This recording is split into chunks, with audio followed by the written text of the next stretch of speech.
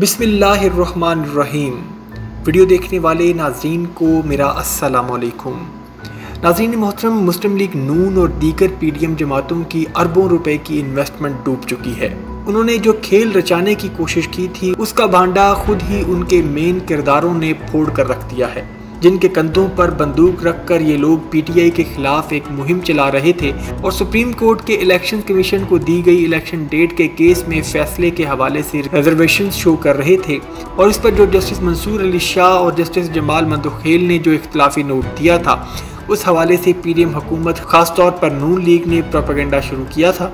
और जो media groups इस प्रोपेगेंडे में शामिल थे उनको अरबों रुपए के इश्तिहारात बांटे जा रहे थे और उनको नवाजा जा रहा था। मरीम नवाज और शहबाज शरीफ बड़े ही फ़ख्र के साथ इख्तलाफी नोट को पोलिटिसाइज करके अपना सियासी मकसद हासिल करने में लगे थे कि ये जो दो जजेस ने इख्तलाफी नोट दिया है फैसले को लेकर, ये इख्तलाफी नोट हमारी जीत है। और फिर जब सुप्रीम कोर्ट में इलेक्शन कमीशन ऑफ पाकिस्तान के डेट मुलतवी करने के केस की सुनवाई हुई तो अटॉर्नी जनरल जो हुकूमत की जुबान बोलते हैं, उन्होंने बड़े फ़ख्र के साथ पहला मुद्दा ही ये उठाया कि जो फैसला आया था इलेक्शन डेट के हवाले से, इसमें इख्तलाफी नोट जो सैयद मंसूर अली शाह और जस्टिस जमाल मंदोखेल ने दिया, इसको भी ज़ेर बहस लाया जाए। तो इस बात पर पहले तो chief justice of Pakistan Umar Atab Bandial ने अटॉर्नी जनरल की सरजनिश की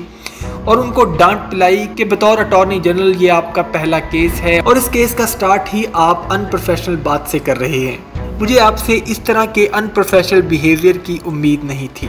और फिर चीफ जस्टिस ने कहा कि ठीक है, हम इसको भी कंसिडर कर लेंगे, लेकिन साथ ही बैठे जज जो इस इख्तलाफी नोट का हिस्सा थे, जस्टिस जमाल मंदोखेल, उन्होंने अटॉर्नी जनरल साहब को मुखातिब करते हुए कहा कि मंसूर अवान साहब, आप इस बात को रहने दें,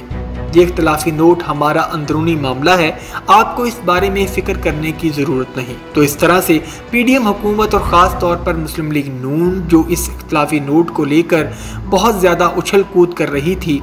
उसको अपनी फतह करार दे रही थी, तो जस्टिस जमाल मंदोखेल ने नून लीग की तमाम तर खुशियों पर पानी फेर दिया है। अब मामला ये है कि ये लोग डे 1 से जो इलेक्शन डेट को लेकर सुप्रीम कोर्ट का फैसला आया था उसको मुतनाज़ा बनाने की कोशिश कर रहे हैं। पहले इन लोगों ने केस के अनाउंस जजेस पैनल्स पर उंगलियां उठाई, जिसमें जस्टिस मज़ाहिर अली नकवी और जस्टिस एजाजुल अहसन पर तहफ़्फ़ुज़ात का इजहार किया गया। और मरीम नवाज ने सरगोदा जलसे में इन दो जजेस की किरदार कशी करने में कोई कसर उठा न रखी और इन्होंने प्लान यही किया था कि इस केस को डे 1 से ही इतना मुतनाज़ा कर दिया जाए, क्योंकि इनको पता था कि इस केस का फैसला उनके खिलाफ ही आना था, क्योंकि पाकिस्तान का आइन जो है वो 90 रोज़ के अंदर अंदर इलेक्शंस करवाने के लिए कहता है। तो इनको ये अच्छे से मालूम था कि केस का फैसला इनके खिलाफ आने वाला है, तो इसलिए इन्होंने मुअज़्ज़ज़ जजेस हजरात पर उंगलियां उठानी शुरू कर दी और ख़ास तौर पर जस्टिस मज़ाहिर अली नकवी पर शदीद और भोंडा प्रोपेगेंडा किया गया और सोशल मीडिया पर उनकी प्रॉपर्टी और उनकी फैमिली को लेकर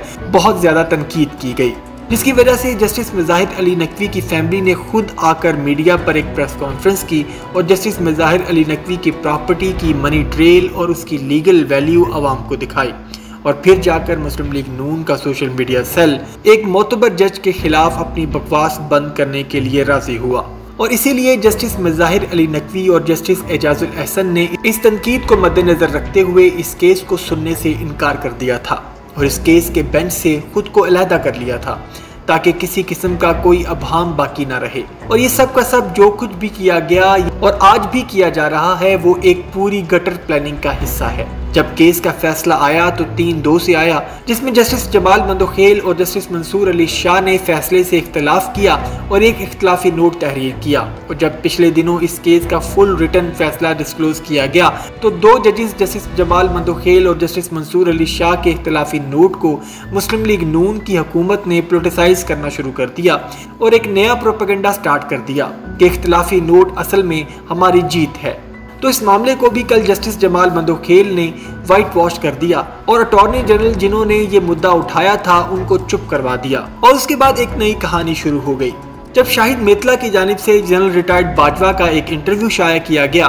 जिसमें उन्होंने कहा कि जजेस हजरात की बेगमात पीटीआई की सपोर्टर्स हैं और पीटीआई और इमरान खान को लाइक करती हैं और इसलिए जजेस हजरात पर पीटीआई के हक में फैसले करवाने पर दबाव डालती हैं। और आप अंदाज़ा करें नाज़रीन के बाजवा साहब ने इस मुल्क की अदलिया को घरों की मस्तूरात तक गिरा कर रख दिया है और ऐसा भोंडा इल्ज़ाम लगाते हुए उनको खुद भी शर्म आनी चाहिए। और इसके बाद मुस्लिम लीग नून के सोशल मीडिया सेल ने इस बात को सोशल मीडिया पर उछालना शुरू कर दिया और फेक औरतों की तस्वीरों को जजिस हजरात की बेगमात और फैमिली जाहिर करके इल्ज़ामात लगाने शुरू कर दिए और उसको वायरल करना शुरू कर दिया कि ये देखें, ये जजिस हजरात की बेगमात PTI के जलसों में शरीक हैं। और फिर इस बात का न सिर्फ सोशल मीडिया बल्कि मेन स्ट्रीम मीडिया पर भी भरपूर प्रोपेगेंडा किया गया। और शहबाज शरीफ साहब ने, जिनके पास जहर खाने के पैसे नहीं थे, उन्होंने मुल्क के खजानों के मुंह उन मीडिया हाउसेस के लिए खोल दिए जो एंटी इमरान खान नैरेटिव को सपोर्ट कर रहे हैं और अरबों रुपए के इश्तिहारात दिए गए उन चैनल्स को